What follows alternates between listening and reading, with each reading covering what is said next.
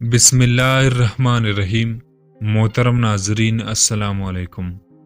हज़रत बैलूल रहमतुल्लाह अलैह फरमाते हैं कि मैं एक मर्तबा बसरा की एक सड़क पर जा रहा था। रास्ते में चंद लड़के अखरोट और बादाम से खेल रहे थे और एक लड़का उनके करीब खड़ा रो रहा था। मुझे ख्याल हुआ कि इस लड़के के पास बादाम और अखरोट नहीं है, उनकी वजह से रो रहा है। मैंने उसको कहा, बेटा तुझे मैं अखरोट और बादाम लेकर दूंगा, तू भी इनसे खेलना। उसने मेरी तरफ निगाह उठाकर कहा, अरे नासमझ, क्या हम खेल के वास्ते पैदा हुए हैं? मैंने पूछा, फिर किस काम के वास्ते? कहने लगा, इल्म हासिल करने के वास्ते और इबादत करने के वास्ते। मैंने कहा, अल्लाह जल्ल शाना आपकी उम्र में बरकत करे, तूने ये बात कहाँ से मालूम की? कहने लगा, अख्ताला शाना का इरशाद है, क्या तुम्हारा ये गुमान है कि हमने तुमको यूं ही बेकार पैदा किया है और हमारे पास नहीं लौटाए जाओगे?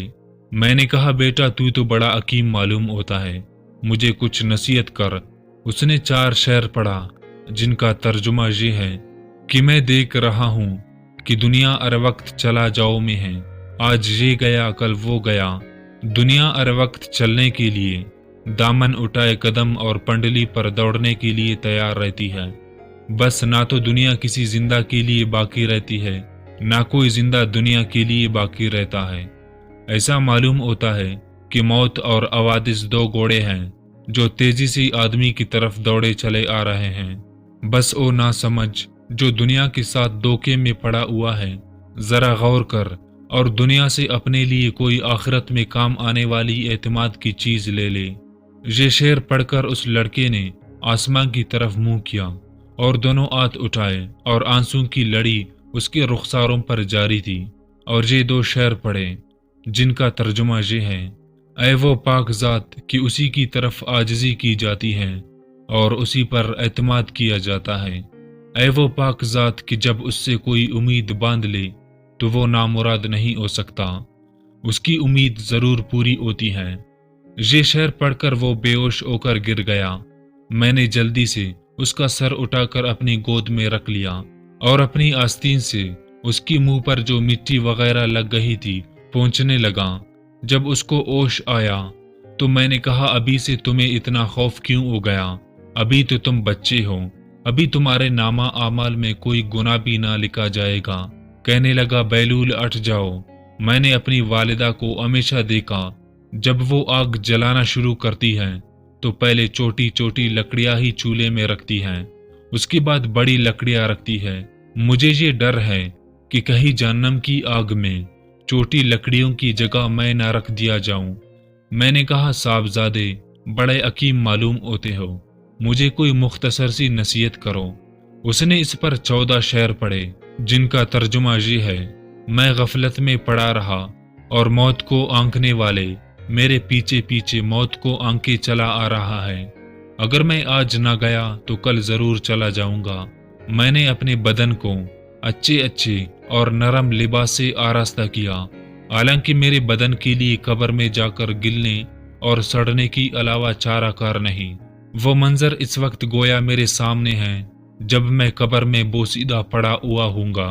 मेरे ऊपर मिट्टी का ढेर होगा और नीचे कब्र का गड़ा होगा और मेरा ये हुस्न जमाल सारा का सारा जाता रहेगा और बिल्कुल मिट जाएगा, हत्ता कि मेरी हड्डियों पर ना गोश्त रहेगी ना खाल रहेगी। मैं देख रहा हूँ कि उम्र तो ख़त्म होती जा रही है और आरज़ुए की पूरी नहीं होती और बड़ा तवील सफ़र सामने है और तोशा ज़रा सा भी साथ नहीं। और मैंने कुल्लम कुल्ला गुनाहों के साथ अपने निगेबान और मुहाफिज का मुकाबला किया और बड़ी बुरी हरकतें की है जो अब वापस भी नहीं हो सकते, यानी जो गुनाह कर चुका हूँ वो बगैर किया नहीं हो सकता। और मैंने लोगों से छुपाने के लिए पर्दे डाले कि मेरा ऐब किसी पर जाहिर ना हो, लेकिन मेरे जितनी मख्फी गुनाह हैं वो कल को उस मालिक के सामने जाहिर होगी, उसकी पेशी में पेशी होगी। उसमें शक नहीं कि मुझे उसका खौफ जरूर था, लेकिन मैं उसकी गायत अलम पर भरोसा करता रहा जिसकी वजह से जुर्रत होती रही और उस पर एतमाद करता रहा कि वो बड़ा गफूर है, उसकी सिवा कौन माफ़ी दे सकता है। बेशक तमाम तारीफ़ें उसी पाक ज़ात के लिए है। اگر موت کے اور مرنے کے بعد گلنے اور سڑنے کی سوا دوسری آفت نہ ہوتی اور میرے رب کی طرف سے جنت کا وعدہ اور دوزخ کی دھمکی نہ ہوتی، تب بھی مرنے اور سڑنے ہی میں اس بات پر کافی تنبیہ موجود ہوتی کہ لہو لہب سے اعتراض کیا جاتا۔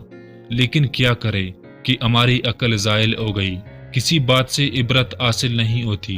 بس اب اس کے سوا کوئی اور چارہ نہیں کہ کاش گناہوں کو بخشنے والا میری مغفرت کر دے۔ جب کسی غلام سے کوئی غلطی ہوتی ہے تو آقا ہی اس کو معاف کرتا ہے۔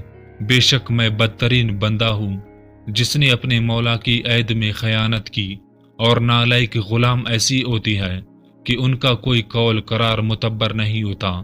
میرے آقا جب تیری آگ میرے بدن کو جلائے گی تو میرا کیا حال بنے گا، جبکہ سخت سے سخت پتھر بھی اس آگ کو برداشت نہیں کر سکتے۔ میں موت کے وقت بھی تنہا رہ جاؤں گا، قبر میں بھی اکیلا ہی رہ جاؤں گا، قبر سے بھی اکیلا ہی اٹھوں گا، کسی جگہ بھی میرا کوئی معین مددگار نہ ہوگا۔ بس اے وہ پاک ذات جو خود اکیلی ہے، وحدہ لا شریک لا ہے، ایسے شخص پر رحم کر جو بالکل تنہا رہ گیا۔ بیلول کہتی ہے کہ اس کی یہ اشعار سن کر مجھ پر ایسا اثر ہوا کہ میں غش کھا کر گر گیا۔ بڑی دیر بعد مجھے ہوش آیا تو وہ لڑکا جا چکا تھا۔ میں نے ان بچوں سے پوچھا کہ یہ بچہ کون تھا؟ وہ کہنے لگے تو اس کو نہیں جانتا، یہ حضرت حسین رضی اللہ تعالی عنہ کی اولاد میں ہیں۔ میں نے کہا مجھے خود ہی حیرت ہو رہی تھی کہ یہ پل کس درخت کا ہے۔ واقعی یہ پل اسی درخت کا ہو سکتا ہے۔ حق تعالی شانہ ہمیں اس خاندان کی برکتوں سے فائدہ عطا فرمائے۔ اور محترم ناظرین، بے شک اس واقعہ کی ایک نصیحت میرے اور آپ کے لیے بہت فائدہ مند ہے۔ اس طرح ان قیمتی نصیحتوں کو ہمیں اپنی زندگی کا حصہ بنا لینا چاہیے۔ اللہ تعالی ہم سب کو عمل کرنے کی توفیق عطا فرمائے، آمین یا رب العالمین۔